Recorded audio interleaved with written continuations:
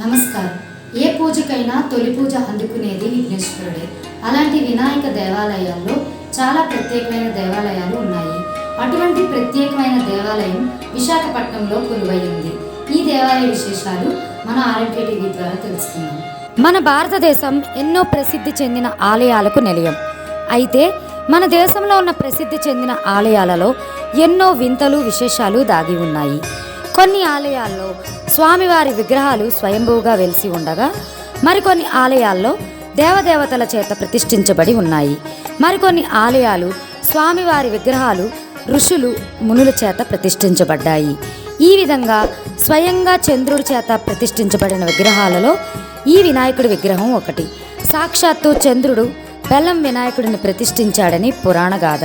అసలు ఈ బెల్లం వినాయకుడు ఆలయం ఎక్కడ ఉంది అంటే విశాఖపట్నం కొత్త జాలార్పేటలో ఎంతో ప్రసిద్ధి చెందిన ఈ బెల్లం వినాయకుడు ఆలయం ఉంది.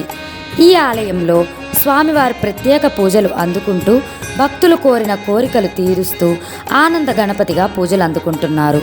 అన్ని వినాయకుడి విగ్రహాలతో పోలిస్తే ఈ ఆలయంలో వెలిసిన స్వామివారి రూపం ఎంతో భిన్నంగా ఉంటుంది. ఈ ఆలయంలో వెలిసిన స్వామివారి తొండం కుడివైపుకు తిరిగి ఉంటుంది.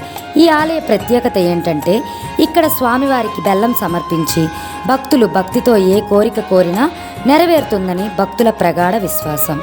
ఈ క్రమంలోనే ఎంతోమంది ప్రముఖులు ఈ ఆలయాన్ని సందర్శించి స్వామివారి పూజలు నిర్వహిస్తుంటారు.